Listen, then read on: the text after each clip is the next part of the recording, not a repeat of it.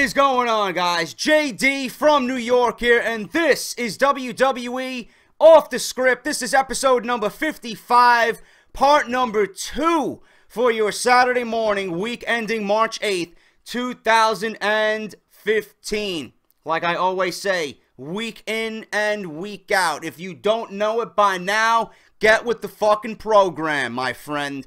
This right here is your number one fucking source for WWE news and rumors right here on YouTube.com. Off the Script is absolutely shredding through motherfuckers, man. We are on fire last couple of months, and it's all thanks to you guys. So thank you for all your love and support. Off the Script is on fire. We are roughly about 500 away from 25,000 subscribers and 25,000 members of Team JD. Thank you guys so much, okay? If you guys missed Off the Script yesterday, part 1, the Brock Lesnar story, WWE or UFC, where's he going? What's the full exclusive story about why Brock Lesnar is potentially going to be sued by Vince McMahon if he does walk out of WWE and does not participate in WrestleMania? What was the big blow up over? All that information. Why did he show up at UFC 184? I got it all, man. If you guys missed it, link is down below in the description. Twitter, Twitch, Instagram, Facebook. Go follow JD all over social media if you guys want to keep up to date on what I do right here on YouTube.com. And if you're not subscribed to this channel, I don't know what the fuck you guys are waiting for, man. Like I said, number one source, WWE News and Rumors. If you guys love WWE, this is your place to be right here. Now, as always, giving you guys quality content. I have an exclusive fucking article, which you will not hear anywhere else in the YWC, okay? About Bray Wyatt, Undertaker, what is going to happen at WrestleMania 31 with these two beasts. Undertaker, Wyatt, what is the outcome going to be for this match? A lot of people are talking about the potential for The Undertaker to come back and lose after last year's disaster with Brock Lesnar. 2 years in a row, Undertaker losing at WrestleMania. I just can't see it. Then on the other hand, you got those who want to see Bray Wyatt win, and if he doesn't win, Undertaker is pretty much going to have a meaningless victory, and Bray Wyatt will be buried, and WWE's build of Bray Wyatt will have been completely fucking wasted. So there's a lot of theories going around, okay? So like I said, in an exclusive article that I am reporting to you guys right here on Off the Script, Bray Wyatt challenges The Undertaker to a match at WrestleMania 31, okay? Called him out at Fastlane. We all know the deal with that, okay? Undertaker was supposed to respond to this challenge as soon as 2 weeks ago, right after Fastlane. Undertaker was supposed to respond to this challenge. WWE did not bring out The Undertaker, and there was a story that I reported right here on Off the Script that The Undertaker might be held off of WWE TV until we see him in the ring at WrestleMania 31, okay? There are many theories surrounding how WWE may present this storyline, but because many fans are not happy about The Undertaker right now being brought back to simply put over Bray Wyatt, and then there are some also not happy with Bray Wyatt being defeated after how much he has been built up. The main theory right now, out of all this, sees Bray Wyatt walking out of WrestleMania after a sort of a passing of the torch moment occurs with a clean win over the dead man. But there are a few problems with this scenario. Mainly, why would The Undertaker, and think about this logically, okay? Why would The Undertaker return to WWE to only lose? To lose again, 2 years in a row. He lost to Lesnar, and then this year he would be coming back. We don't see a sign of him at all on TV. Comes back to WrestleMania. The first time we see him after last year's disaster. And he loses. I can't see The Undertaker losing 2 years in a row. No matter how well the WWE has built up Bray Wyatt. You have to fucking get your creative juices flowing and figure out another way to book this match. Okay? Now, a clean win over the dead man would send Bray Wyatt pretty much into immortality at WrestleMania. Okay? Undertaker, 2 years in a row, like I said, I can't see it. There are a few problems with this, mainly why would The Undertaker return to lose again? He lost to Lesnar last year, but it makes sense to allow him to leave. Now his streak has ended, and not bring him back to put over Bray Wyatt. So The Undertaker's already done with WrestleMania. Why are you bringing him back for Bray Wyatt? He already lost to Lesnar. You're putting him over, or you're going to give him Bray Wyatt the victory over The Undertaker. This should have occurred last year, if you ask me. If you wanted all this scenario with Bray Wyatt, why wasn't this match booked last year? The booking for Lesnar and The Undertaker was terrible. Was terrible. The lead up to the match, the fucking angle, the storyline, it was awful. It was absolutely awful. The only time that caught my interest was when The Undertaker jammed the pen into Lesnar's hand, and that was it. Other than that, there was no build up to that match. And then we got to Mania. We were all hyped. Everyone expected The Undertaker to win. Everyone was shocked. The match was terrible because The Undertaker suffered a concussion 9 minutes in. So it was all wasted. It was all wasted. And Vince McMahon flipped the switch on everybody. Undertaker lost the streak, gave it to Lesnar, and that's the end of that. If he wanted something like this to occur with Bray Wyatt, if he wanted to build Bray Wyatt and have him be the future of the company, why wasn't Wyatt given that opportunity last year? He should have been included in WrestleMania last year with The Undertaker. I think it would have been a better match. Undertaker probably wouldn't have suffered a concussion because Brock Lesnar is very stiff no matter who he works with. It would have been a great match. Undertaker came back. He looked good. You know, you could have built up Wyatt. You could have gave that first loss and have it mean something. It doesn't mean anything now with Lesnar, man, because more than likely he's going to be on his way out of WWE. I don't understand why this was done. WWE, again, making boneheaded decisions. Now, you're going to bring him back and have him lose to Bray Wyatt, okay? Bray Wyatt has been made to look stronger than ever. Now, since Hell in the Cell back in October, just so that now it is credible that he could go over The Undertaker. But the backlash from WWE following this could be worse than the ending of the streak last year with Brock Lesnar. For Undertaker to come back and win so that he can walk away with his head held high would mean that Wyatt would be completely buried and would make all of WWE's build for him absolutely wasteful and invalid. Okay, now, for weeks, WWE superstar Bray Wyatt has called out The Undertaker in a series of promos and vignettes with the goal of enticing him for a one-on-one match at WrestleMania. Dave Meltzer and Brian Alvarez of the Wrestling Observer radio show were the first to report that The Undertaker may be kept off television entirely until WrestleMania. He would simply use mind tricks to respond to Wyatt's challenge.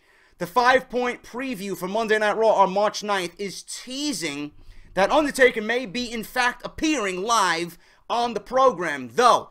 Is it desperation or calculation? Eager to get a response from The Undertaker and state his desire for a WrestleMania clash with the Dead Man, Bray Wyatt has taken possession of an all-too-familiar urn and vowed on SmackDown to unleash its spirit on Raw. Whatever that means exactly remains to be seen. The Undertaker's urn has long been regarded as a source of the Dead Man's power, and if Wyatt does indeed have this mysterious artifact in his clutches, the Phenom might have no choice but to reemerge from oblivion and battle the Eater of Worlds on the grandest stage of them all. Please, this WWE article is making me fucking sick, man, with the way they word it. Who the fuck is reading this, man? This is aimed towards a fucking 9-year-old child. Why are they wording it this way, man? I don't understand this. The Phenom might have no choice but to reemerge from oblivion and battle the Eater of Words, or Eater of Worlds, whatever the fuck they're calling him, man. Bray Wyatt, Undertaker, the Urn, you guys know the fucking deal. Jesus Christ. The entire WWE Universe will be watching on Raw as Wyatt demonstrates why he has become the new face of fear. This is why I don't read WWE.com articles, because they're fucking lame as fuck.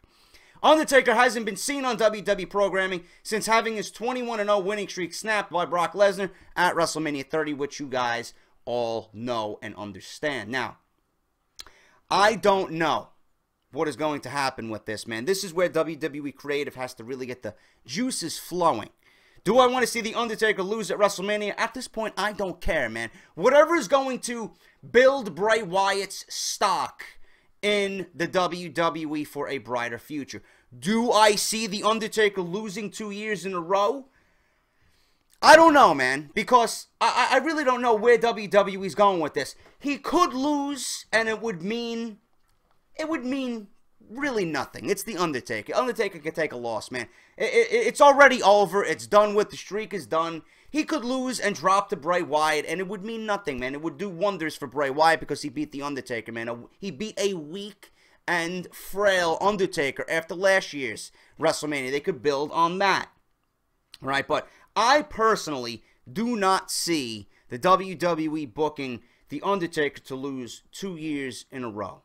They did it last year simply because Vince McMahon wanted the network to thrive. It was all a business decision, which fucking pains me, man. It absolutely makes me sick that The Undertaker's most valuable possession, which was the streak, was ruined because WWE and Vince McMahon thought business was that it was best for business, and I don't agree with that, man. The Undertaker streak is WrestleMania. He could have given you 2, 3, 4 more years of that, and now when you look back at this story, I think what the WWE is doing is ass backwards. If you wanted the streak to end, why didn't you give it to Wyatt to begin with? I don't understand that. What good is it now that it's in Lesnar's possession and he's potentially going to leave the fucking company? What does it do? What does it do? Now the Undertaker streak, instead of Lesnar being, building upon that, nobody gives a fuck about Roman Reigns. You're going to have Lesnar, the fucking conqueror of everyone in the WWE with the streak, with the title. He beat Cena, beat The Undertaker. Now he's going to give that all to Roman Reigns, and no one gives a fuck about Roman Reigns. And then he's on his way out the door to possibly Dana White and UFC. So what is it? What good is it? You could have gave it to Wyatt last year, and you could have built Wyatt incredibly, and he could have had that looming over his resume. You could have had Bray Wyatt be the new Undertaker at WrestleMania, man. You could have given him that streak and have him carry that into the future if you want to build someone to be undefeated and a force at WrestleMania. I don't understand why WWE now is doing what they should have did last year.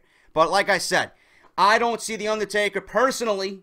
It could happen. It could, it could happen. It might not happen. I don't know. I personally don't see The Undertaker losing 2 years in a row. But if he does lose, it's going to do Bray Wyatt some good, and it's not going to do The Undertaker any harm whatsoever. But one thing I do want to point out, I have always been very adamant and very vocal about Roman Reigns and Brock Lesnar being the main event for WrestleMania. I just don't see how the WWE, with 3 weeks left to go, can build Roman Reigns up to a point where it's going to be believable that he's going to beat Brock Lesnar. I just don't see it.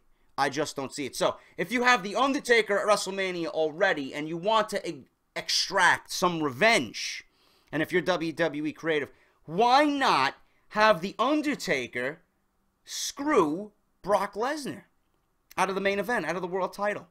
Have him lend a helping hand to Roman Reigns. That would be believable, because I certainly don't see Roman Reigns Superman punching Brock Lesnar and spearing Brock Lesnar and getting a fucking pin on him. You gotta be out of your fucking mind if you think that's gonna happen. You're gonna really make me believe that Roman Reigns is gonna punch Brock Lesnar out to the point where he can't kick out the fucking baddest man on the planet? Really? No, that's not gonna happen, man. If you want to make a statement, if you want to put the nail in the coffin on Brock Lesnar's WWE title reign, Undertaker would be the perfect piece to that puzzle. Have him interfere, play mind games with Lesnar after last year's defeat. Get revenge on Lesnar this year. What greater way to get revenge than to ruin his match with Roman Reigns and steal a victory and steal the title all in one blow? That would be fucking fantastic. You gotta do it. You gotta do it. I think that would be perfect for the closing of WrestleMania. It would be believable. You would get what... I'm not going to get what I want. WWE's going to get what they want with Roman Reigns being the new champion. But I think The Undertaker needs to play a role in the WWE Championship match at WrestleMania. Or that, You got Seth Rollins potentially cashing in. I know Seth Rollins is running his mouth. WWE scripted a lot of dialogue on Monday Night Raw to include Seth Rollins and cashing in and WrestleMania all in the same sentence. So if they're not teasing you, I don't know what the fuck that is, man. I don't know what the fuck that is. Seth Rollins might potentially cash in at WrestleMania and walk out of WrestleMania the WWE Champion, which would be the greatest scenario of them all. Because I certainly don't want Roman Reigns. Nobody wants Roman Reigns. Fuck a Roman Reigns, man. He don't belong there in the first place. Now that you see it developing, and the reaction Daniel Bryan got on Monday Night Raw, please.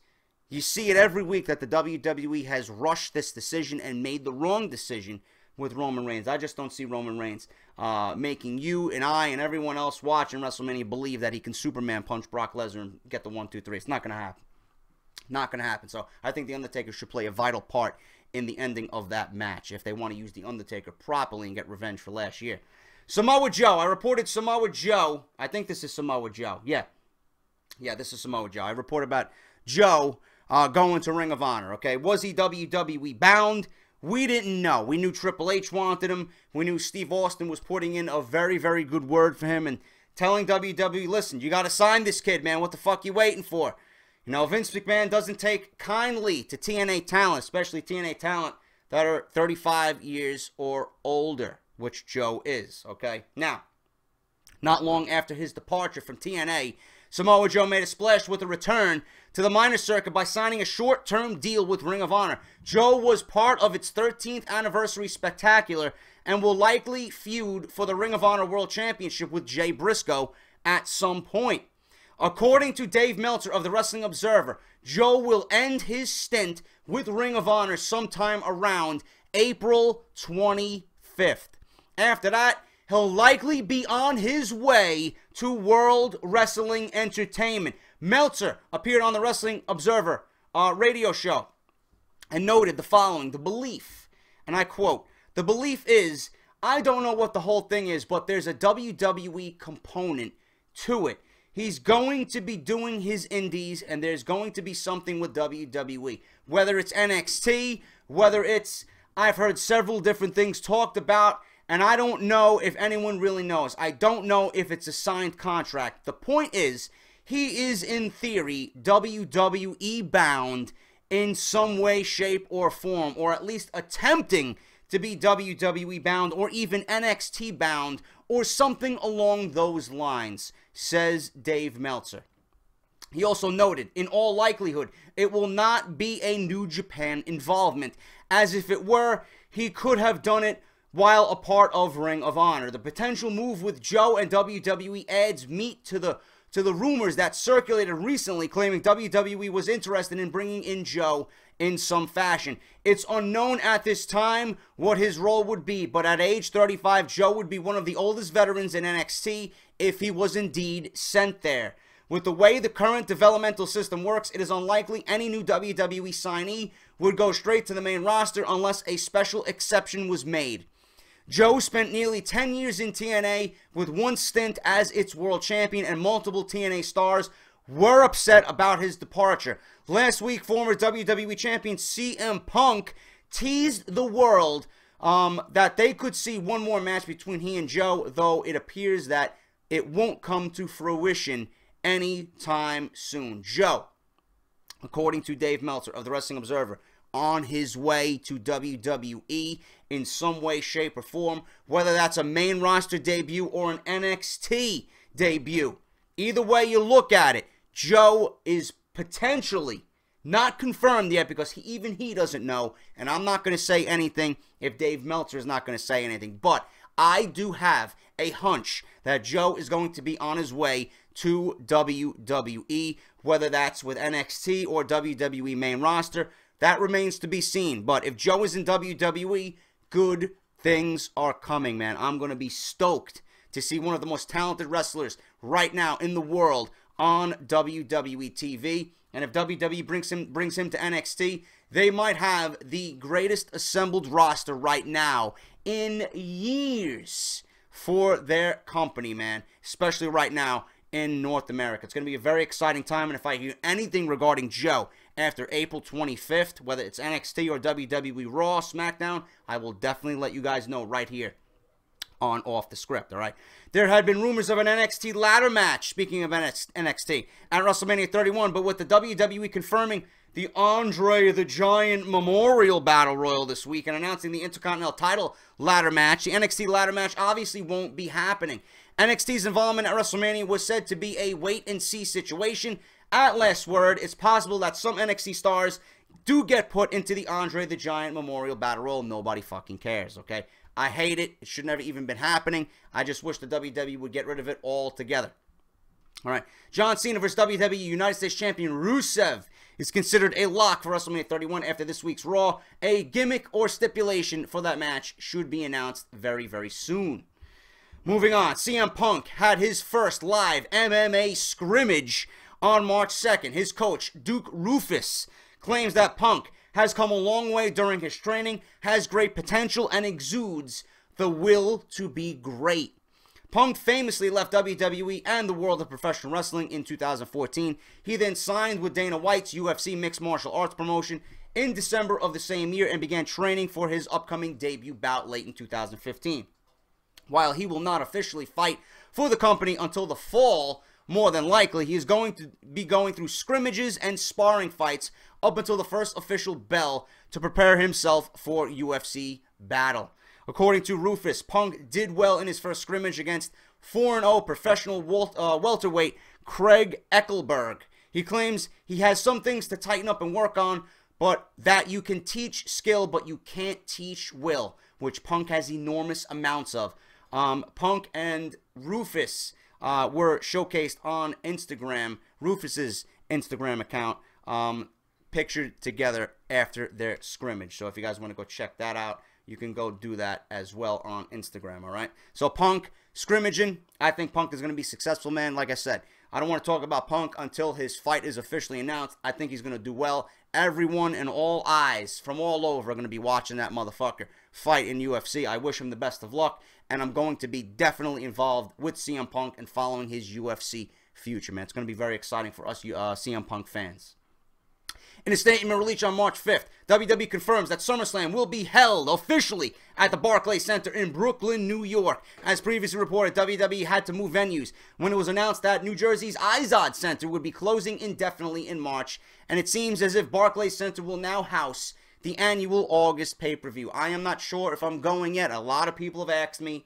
Tickets go on sale this Saturday or Sunday, I believe. I just don't have the financial funds to get the seats that I want. So I might be watching it from the comfort of my own home. If things change, obviously I will let you guys know, but a live SummerSlam review and results video from the Barclays Center would be fucking epic.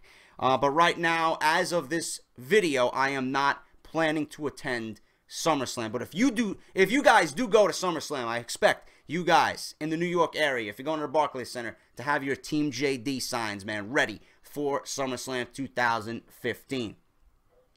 New reports and spoilers have revealed WWE's plans for the Big Show and Kane at WrestleMania 31 on March 29th. Oh my God. Oh my God, folks. What is going to happen? Are we going to see Kane versus the Big Show at WrestleMania? Please, please, hand me a gun and blow my brains out. God forbid we see something like that at WrestleMania, man. While many were wondered initially if the two Authority members would be going face-to-face at this year's biggest annual pay-per-view event, it also seems as if no one has to wonder any further. Big Show and Kane have both been officially added to the Andre the Giant Memorial Battle Royal. Oh my God. Weight has been lifted off my shoulders, man. Thank fucking Christ. This will be the Big Show's second entry in the annual Battle Royal, as well as Kane's first. Big Show and Kane have been argumentative as of late backstage. This led many to believe that the two may collide at WrestleMania, but it appears as if it will only get physical during the Andre the Giant Memorial Battle Royal itself. Big Show was the last competitor eliminated in the inaugural edition of the match when he was picked up and body slammed over the top rope by Cesaro at WrestleMania 30. Thank fucking Christ, man. I think they would have put 80,000 people to fucking sleep with the Big Show versus Kane at WrestleMania 31. Thank Christ, man. Jesus. Fucking. Can you imagine that at WrestleMania, man? Does anything about that signify WrestleMania to you? Fuck no. If WWE booked that, man, I swear to God, the entire fucking writing staff should have been fired on the spot if they booked that match. And finally, guys, Tag Team Championship action at WrestleMania. What's the plans for the tag team titles? The latest edition of the Wrestling Observer newsletter has provided some new details surrounding the tag team titles for WrestleMania 31. Although a multi-team match featuring the likes of the Ascension and the Primetime Players was first considered for the event, it seems as if WWE has changed their plans. The Usos, as well as the current tag team champions Cesaro and Kid, have always been staples of the proposed match. However, with fan response to the Ascension being less than pleasing backstage, and with the Primetime Players just recently reuniting and announcing that they're going after, that they're both going to be in the Andre the Giant Memorial Battle Royal, it is obvious the company is going in a different direction for the Tag Team Championships. As of right now, the plan is to either have a championship match pitting the Usos against Cesaro and Kid yet again, or to include Natalya and Naomi in the match as well. As seen on television over the last 6 weeks, Naomi and Natalya have been very friendly, or have not been very friendly with each other during this feud for the Tag Team Championship, and may be added to the match at WrestleMania. A 6-person mixed tag team match would include Natalya on Cesaro and Kid's team, with Naomi fighting alongside her husband, Jimmy, and his brother, Jay. But the Tag Team Championships would likely not be on the line. However, this would get both Naomi and Natalya in a match on the card for WrestleMania 31 on March 29th, when they otherwise would probably just be on the sidelines cheering for their husbands and their respective teammates, man. Fuck the women. They're going to be on the show regardless. They're going to get a payday. Have them be in the corners and give us a 15 to 20 minute tag team championship match with these two teams, man. These two teams work very well together. Why not? Why not have the titles defended on WrestleMania, man? That makes no sense to me. It's WrestleMania. Every fucking title in the company should be defended, man. So, Natalya and Naomi on the sidelines to me. And you got Kid and Cesaro versus the Usos for the Tag Team Championship. We've seen it how many fucking times already, but WWE has no fucking tag teams. The Ascension, they're just ruining completely. Primetime Players are just getting back into action as a team. So, having a 4-way, not going to be the most exciting thing, man. I'd rather 4 men, two teams, 2 against 2 for the Tag Team Championship. That's the way I would do it. And hopefully WWE goes that direction with the women being a non-factor on the outside cheering for their respective teams. That's the way I would do it. But that is Off the Script, guys. Part number 2, episode number 55. If you did indeed enjoy today's episode, leave a like, share it, comment. Let me know what you guys think about the Bray Wyatt Undertaker situation, as well as everything else that I talked about right here on Part 2, number 55. If you guys want, you can follow me on Twitter at JD206 and keep up to date with what I do right here on YouTube.com. If you guys are not subscribed to this channel, I don't know what the fuck you guys are waiting for, man. Like I always say, #1 source for WWE news and rumors right here on YouTube.com. And I will see you guys on Sunday. And I got a huge report about AJ Lee versus Stephanie McMahon. Will it actually happen? And what is AJ Lee going to do regarding WrestleMania now that she's back on the active roster with Paige and the Bella Twins, man? I got all that information, plus so much more on Part 3 of Off the Script this weekend, guys. I'll see you guys on Sunday. Until then, take care. Like the video if you did indeed enjoy it. And I'll see you guys on Sunday morning, guys. I'll talk to you later.